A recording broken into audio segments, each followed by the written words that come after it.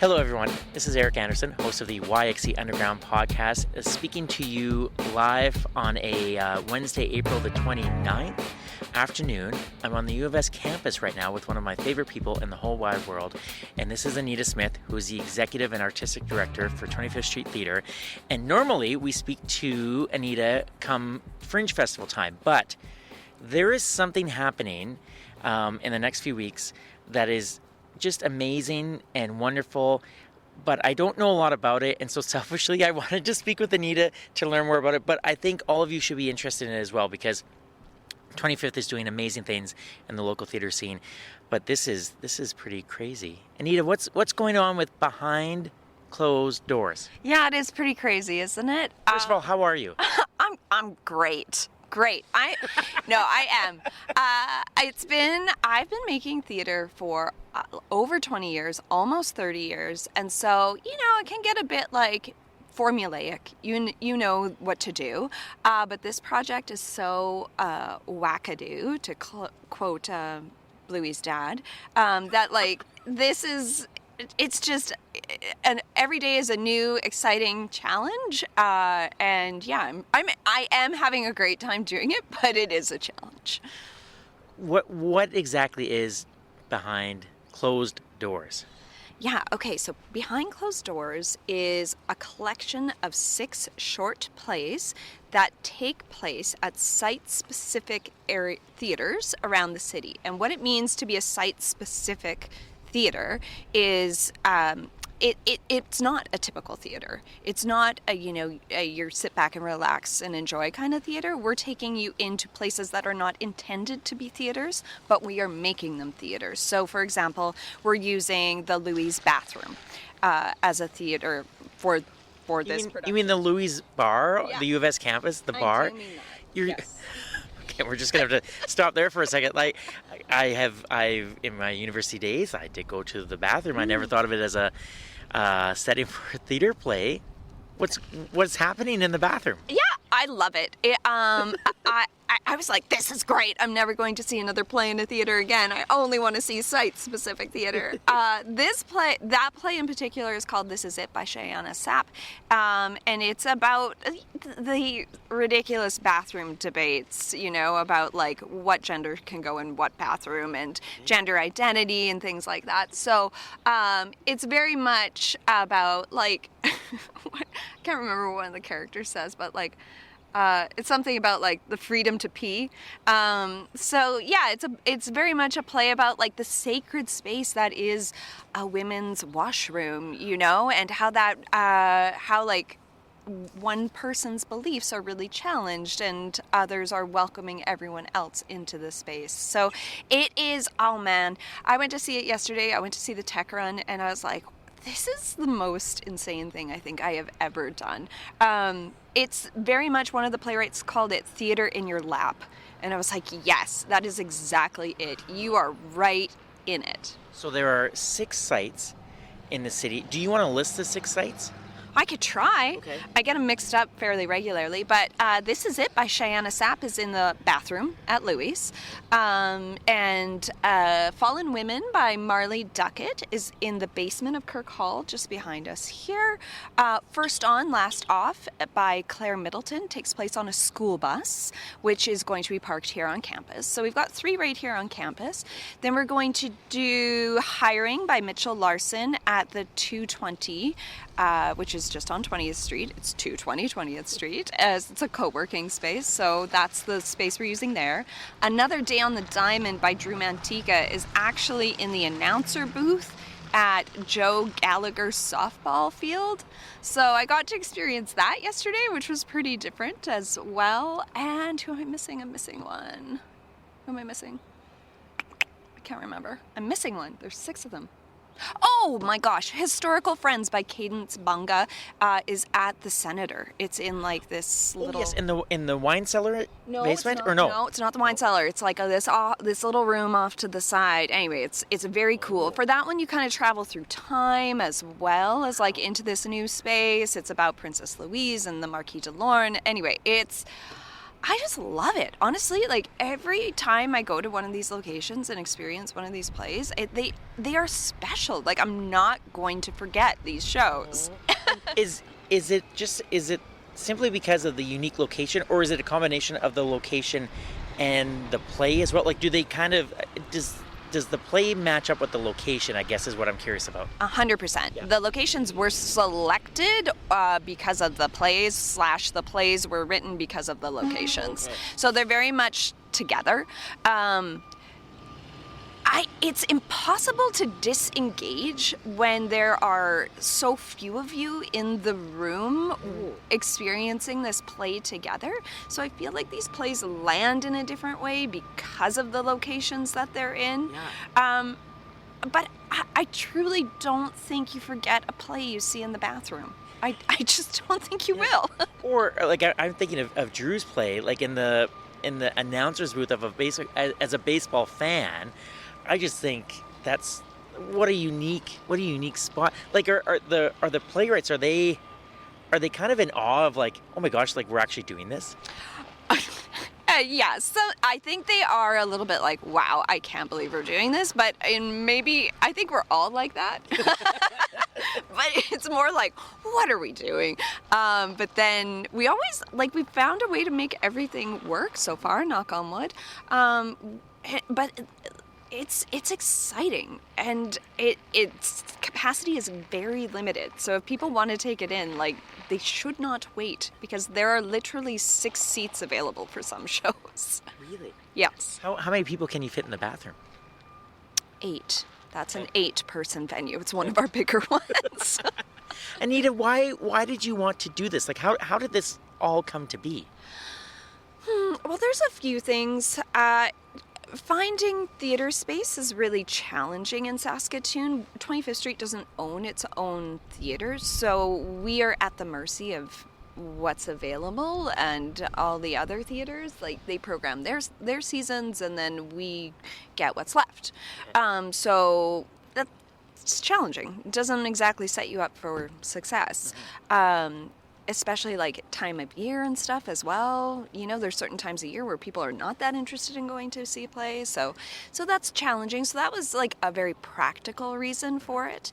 Another reason is 25th Street has and will continue to be committed to supporting the development of Saskatchewan artists. So for that reason, I wanted to support as many Saskatchewan playwrights as we could. So all 6 of our playwrights are from Saskatchewan. I think Cadence is the only one who's from out of town, outside of Saskatoon. But so we were able to help develop work for 6 playwrights, and not only develops, because that was what we kind of focused on last year, but this year we were able to take it a step further and produce it. And then the other element is just what I said. You know, people don't forget plays that are unique. And I was like, this is unique. You won't forget it, and you'll have sort of a special experience that you wouldn't necessarily have in a traditional theater. And the other element, I suppose, is perhaps the most important one, which is I think it's important that we try to understand the perspectives and lived experiences of other people in order to have a more compassionate society. And so by peeking behind closed doors, seeing some of those conversations and those moments that we wouldn't ordinarily have access to, I hope that our audience is opened up to a different perspective and has compassion in a way that maybe they didn't before. I love all those points, but I especially love that last point, and it ties in so nicely too with wanting to support as many artists as you can. You're supporting, like you said, 6 playwrights, but then you're also getting 6 unique voices as well, telling 6 unique stories, as compared to like having one bigger production. That's really, I like that. Yeah, that is an exciting part of it. I agree. There's 40 people working on this project right now. So we have 6 playwrights, 3 directors, 6 designers, 13 actors. You know, it just keeps going. There's so many people that have been a part of this to make it all come together. And not that you only ever hear the playwright's perspective when you go to see a play, but this does expand it in a way, like 6 different perspectives on 6 different scenarios. Yeah.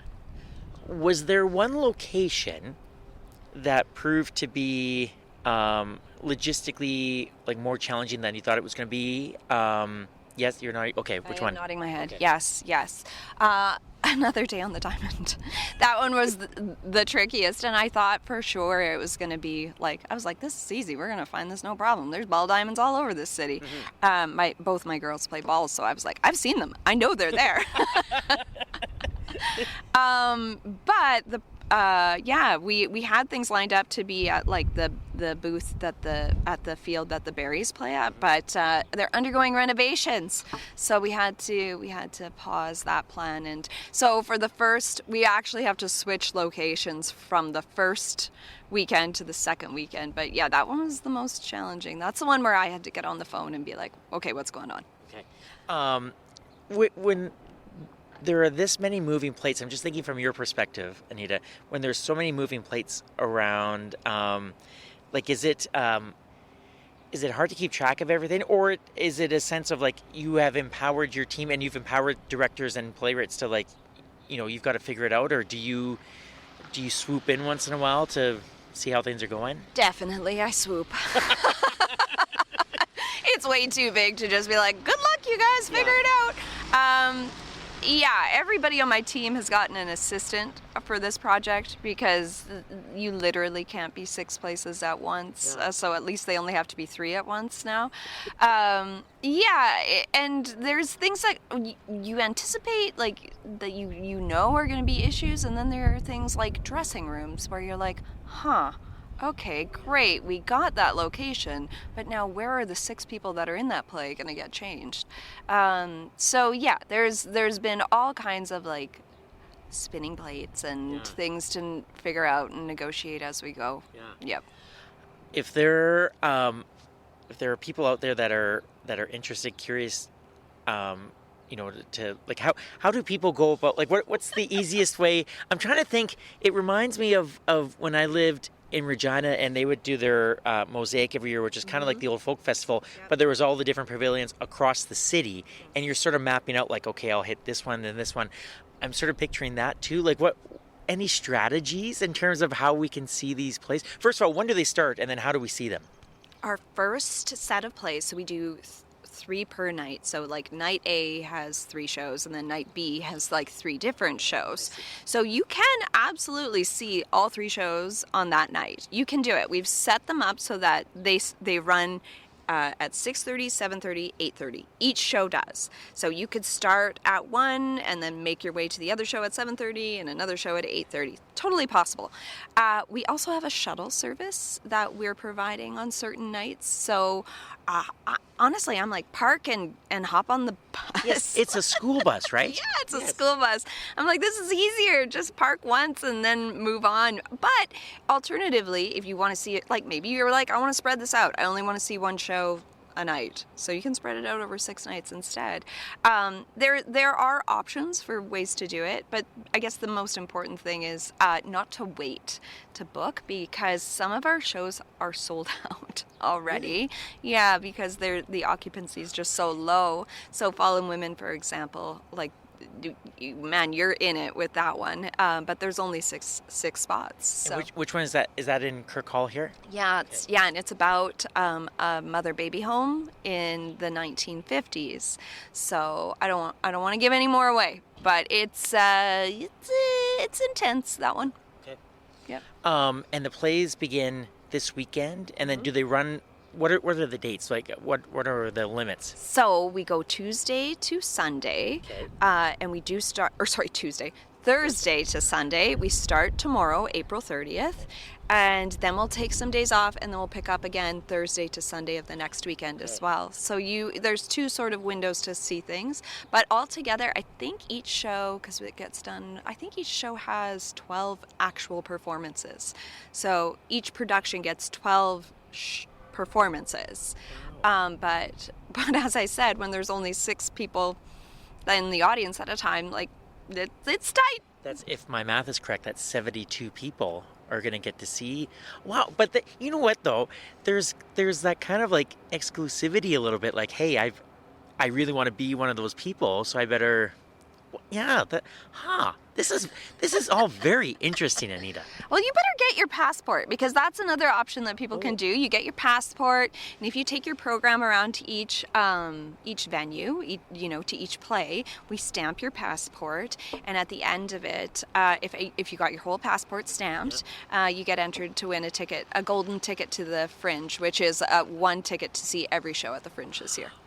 Oh gosh, that's very nice. Speaking of Fringe, I was just thinking about this as you were talking and going through, like, logistically all that you're having to do for this project. The fact that you map out so expertly every year the Fringe Festival, did that kind of prepare you for this? Yes, we are the company to do this, I think, because of our experience with the Fringe. It's not there's 126 shows that happen over 10 days, so with the Fringe. So it's not a scary and different experience for us to have that many things happening at the same time. I guess we're just not the producers on all of those shows, which is something different for us. So I'm not saying I want to get up to, having the same number of Fringe shows as we do for behind closed doors. Like, that'd be insane. We cannot do that. But yeah, I think that our Fringe background has helped us be ready for this. Where can people go to learn more about Behind Closed Doors? You can follow us on our socials, but our website is 25th Street Theatre, spelled the Canadian way, .org. And people can get all their tickets there and all that kind of stuff, right? You can get all your tickets there, but I wouldn't wait. Okay. Anita, thank you so much. Thank you for explaining this all to me. But yeah, I think it's fascinating what you're doing, and I can't wait to see the play, so thank you. Thank you.